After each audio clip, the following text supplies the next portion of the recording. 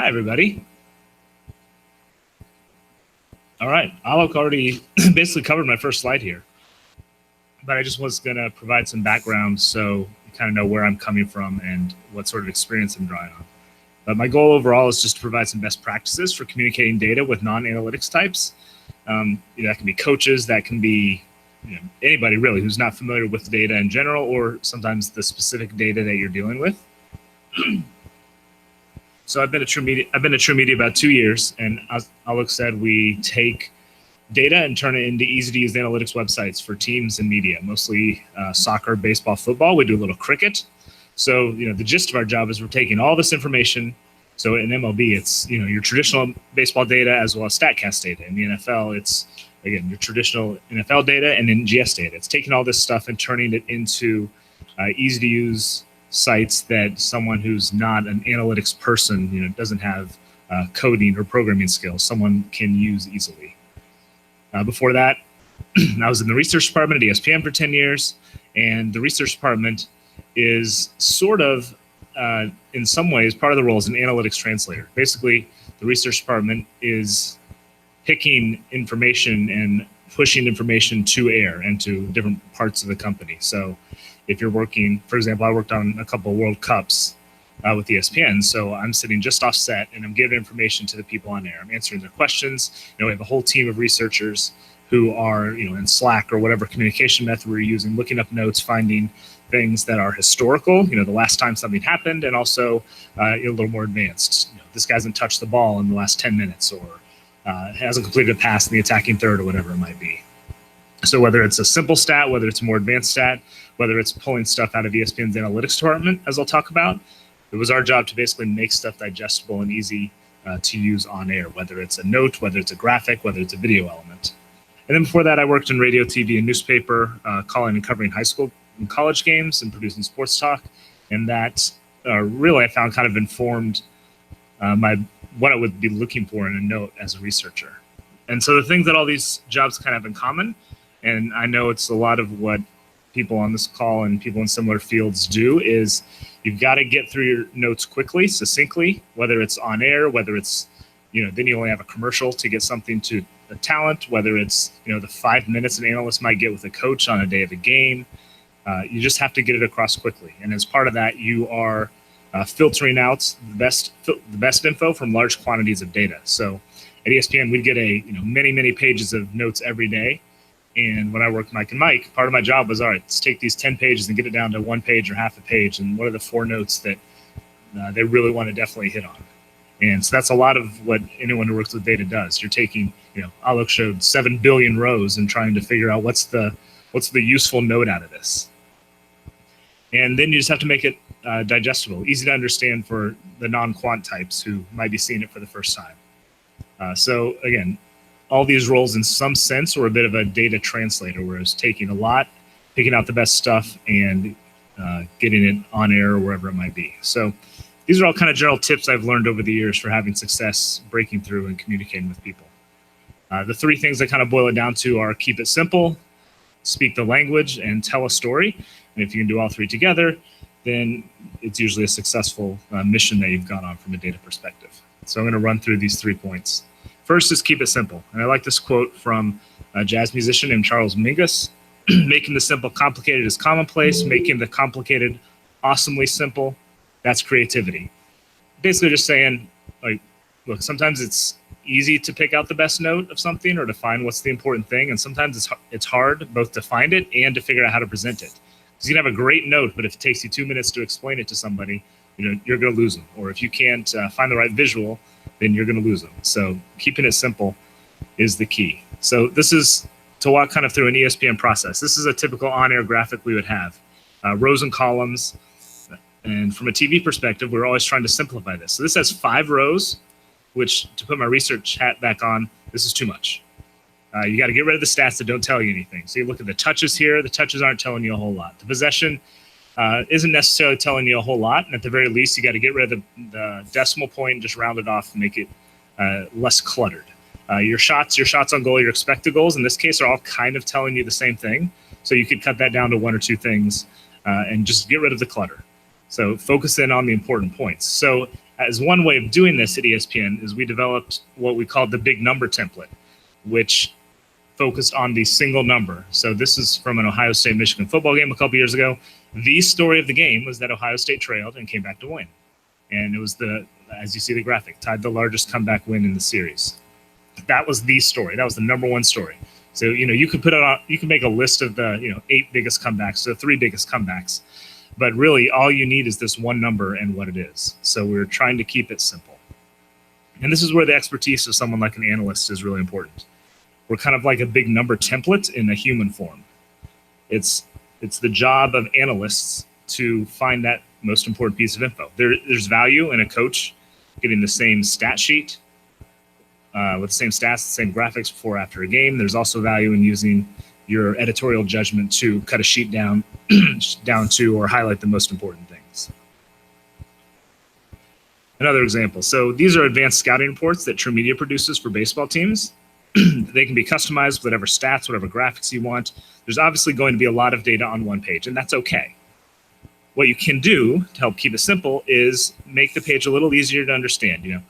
One team might want the versus first pitch part highlighted in yellow. Really simple thing, but it just makes sure that the user knows exactly what they're looking at right away. It could be color coding, like you see the bottom table. Red is good, blue is bad. Different teams do things different ways. The color adds some intuition to it because the context is super important, and so you can highlight the extremes. I mean, it could literally be taking the sheet, circling or drawing the most important piece of information that you find here. And I had to make an Astros joke because this is what we do. So it might not be a trash can. You probably want to use an arrow or something. But I feel like you have to make an Astros joke. I felt obligated, so I regret nothing. And then if you're not sure that the data of the graphic works, I always encourage running it by somebody. This was something we did at ESPN all the time where, Alok is working on a show and he's got this graphic he's been sweating over for 15 minutes. And then you do that and you just have no idea if it's good by the end. So you're like, Paul, take a look at this. Tell me if this is terrible or not.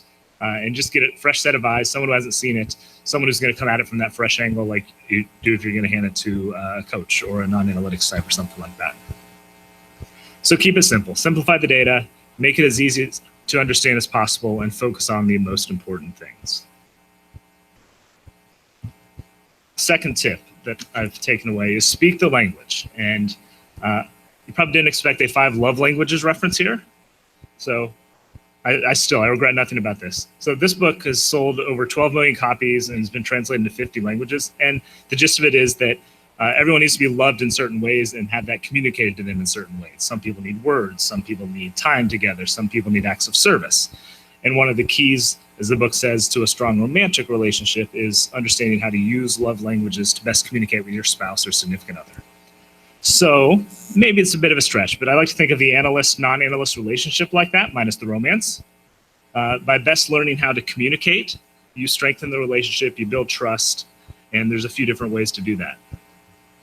Speak the language. Sometimes that's a literal thing. This obviously happens more on the soccer front or an international sport front, where you might literally need to learn another language or at least make an effort to understand what's going on, to communicate things better.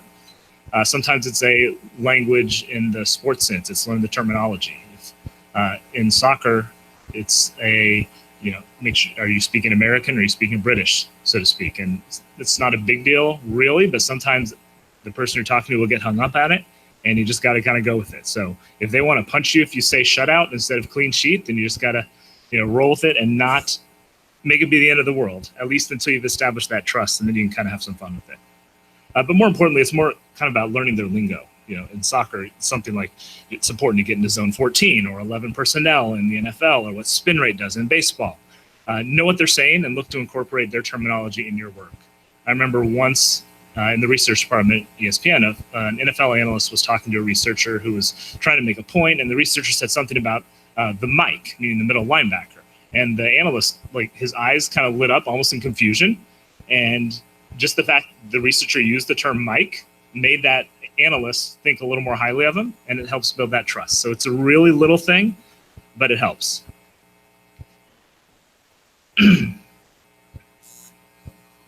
So going in different ways to speak the language. This is kind of from a visual standpoint a little bit. So, you look at the graphic here on the top, and it's pretty simple. It's a table of data.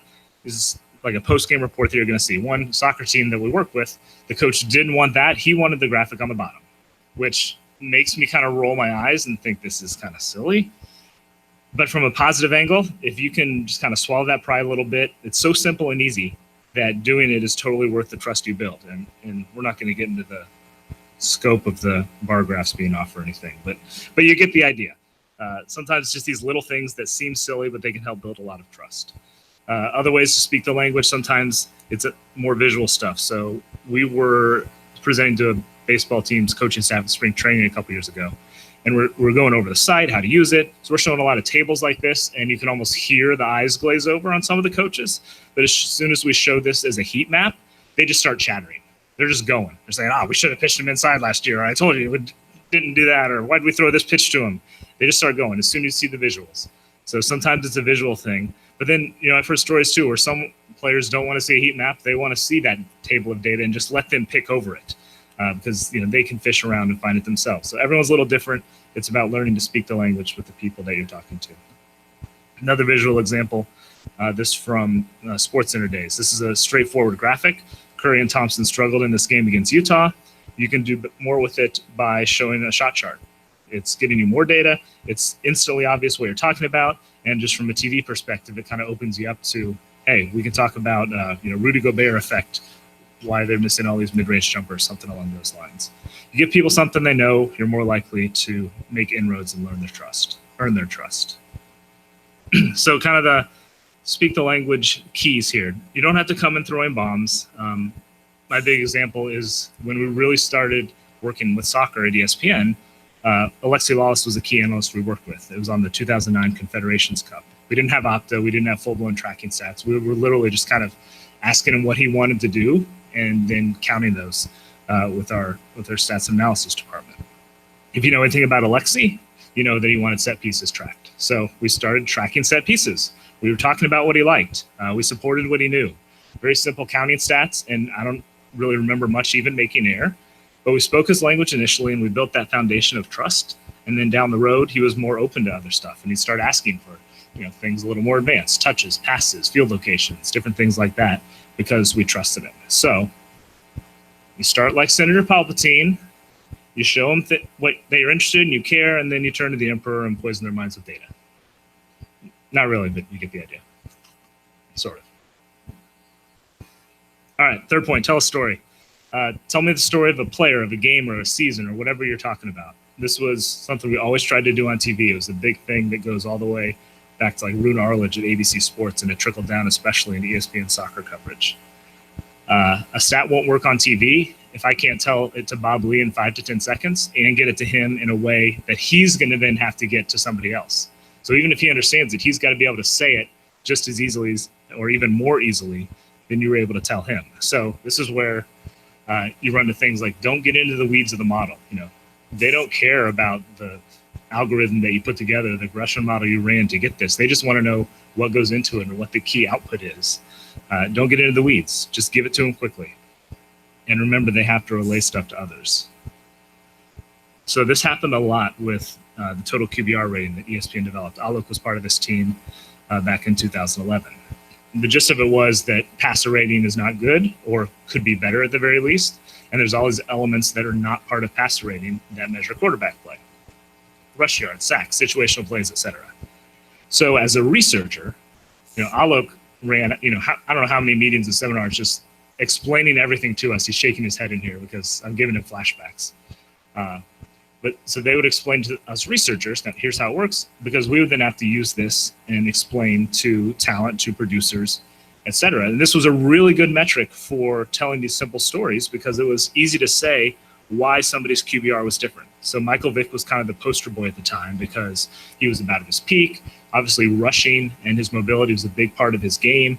And he was like middle of the pack in passer rating, and he leaped up in the top 5 or 10 when you're looking at QBR. And Matthew Stafford was kind of the opposite. He was always pretty good at passer rating, but so much of that time, those numbers were just junk time. That QBR, he dropped back down to the middle of the pack. And those are really easy stories to tell. Something's like, hey, it's just his rushing yards, or he takes too many sacks. Those are really easy stories, and they get the point of the metric across really easily. There's more to it than that, but when you only have a few seconds, you just have to hone in on that most important thing. Another good story. So this was the first soccer heat map that we got on SportsCenter. It's coming. So this was 2013. AC Milan shocked Barcelona. Barcelona was about at their peak soccer-wise, and Milan won the first game 2-0. And they did it by keeping Barcelona out of the box, which sounds simple, but it's what they did. It was kind of a perfect storm of easy to explain narrative and data. So like this graphic, this could work on SportsCenter. You know, there's only three different rows. The numbers pretty much tell the story. But we kind of started there, and this could work. But again, you're hoping the producer or anchor is going to buy it. If you can show a graphic, it was something like this, the visual is a lot easier to understand, especially you put a wall around the box title on it. You can see, look, Barcelona didn't get in the box at all. And you almost don't even need the numbers. It's really, you can pull the numbers and say there was a third of what they averaged in the game or something like that. But this graphic made the 11 o'clock SportsCenter because it was really easy to grasp. It told a really simple story, and it was very intuitive right away. You can have the best stat in the world, but if you don't have a simple story to go with it, then breaking through to non-analytics people is going to be tough. So tell the story. Be succinct. Make the stories actionable, something they can do something with, whether it's go to TV, whether it's make a coaching change, tell a player what to do, whatever it might be. And if they buy the story, as you said with the Barcelona thing, the numbers almost don't matter. You've got the cool picture, you've got a good story. Okay, so I have an example to kind of pull it all together. This was the craziest hour of my ESPN career. It was the 2014 World Cup semifinal, Brazil-Germany. This is the big game. Like everyone kind of had to circle from the draw basically because it looked like this would happen. It's in Brazil, and beyond just the game itself, it also started storming at our set, and we had to exit the set, and we ended up doing halftime from this small studio. See Mike Tirico and Alexi Lawlison in the corner from Men in Blazers Closet. So that made everything even crazier. But Germany scored 5 goals in 18 minutes and was up 5-0 at halftime on Brazil, which was the pre-tournament favorite and generally the best team in the world at the time. So we're trying to keep this simple. Sometimes the problem, as you guys know, you have data and you can't find the best note. This was the opposite. We had a bajillion good notes from this, but we had to keep it simple. The advanced stats didn't matter. It didn't matter that Germany was way exceeding their expected goals. It didn't matter how well they were capitalizing on stuff. That wasn't the point. So we had to lock in on what's the most important thing here. And we had tons of good notes. And we almost lost the fact that Miroslav Klose broke the World Cup career scoring record in this game because they scored 5 goals. So as I kept coming back to, we have to keep it simple. We have to get the best 2-3 notes and make sure they get on at halftime. Speaking the language. So this ended up going out the window, but Michael Ballack was a German player before this team, and he was an ESPN analyst, and he had said something about how Germany was just finishing every chance, and they weren't really dominating the game in the traditional sense. And the numbers back that up. Germany had a little more possession. Just looking at the raw numbers, except for goals, Germany wasn't destroying Brazil necessarily. So I had notes for them. They ended up not being used because it wasn't necessarily the story, and we had 2 guys in a closet doing halftime instead of a normal set. But that was what we had ready for them. And the third thing, to tell the story, and the story here was easy. Germany was great. No team had scored 5 goals in the first 29 minutes of a World Cup game. Brazil was historically bad. They had never trailed by 4 goals in any World Cup game. So those are like the 2 notes, those 2 and Klose, those are like the 3 that we gave them that got on the air at halftime. So those are kind of my 3 suggestions as you look to establish trust, build relationships with non-analytics types, keep it simple, speak the language, tell a story. That's what I've learned from the last 10, 15 years working with media and teams, and things I hope are useful in your roles as well when communicating with the non-analytics types. Any questions, comments, shared experiences anybody has? Steve has a question.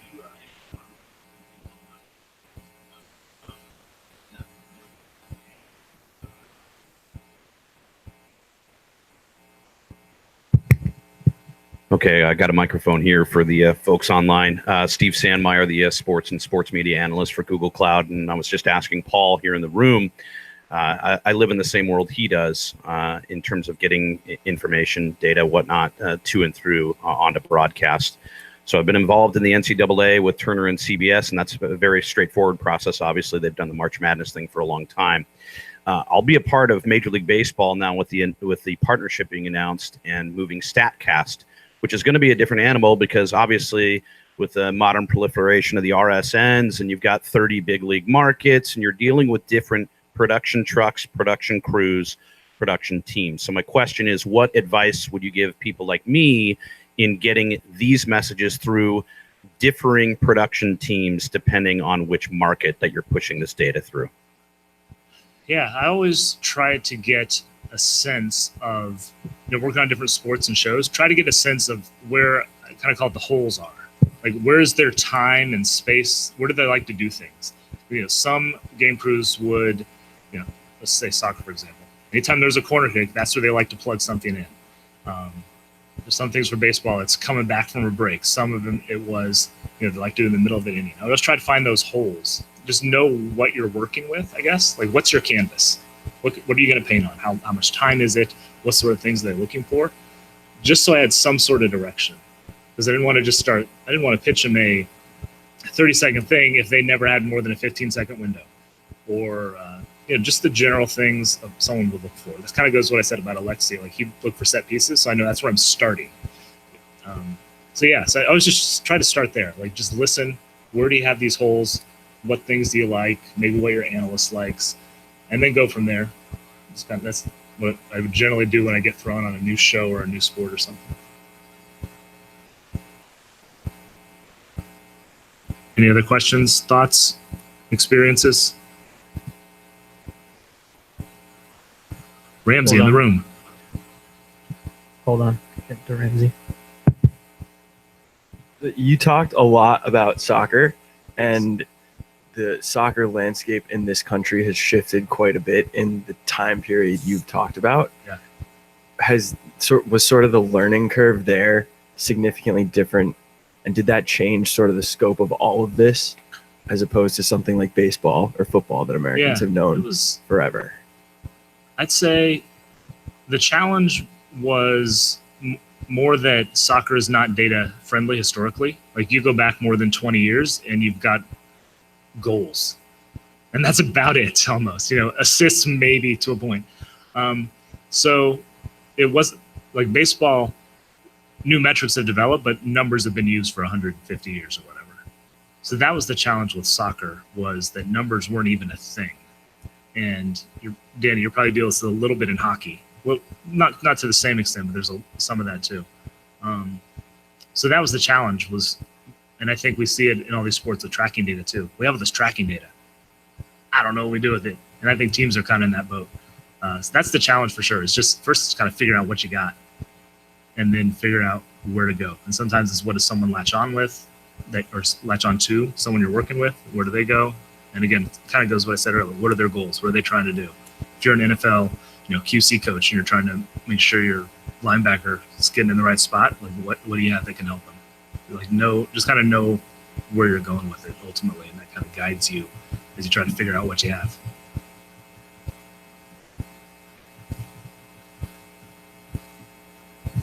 Other questions for Paul on the video conference?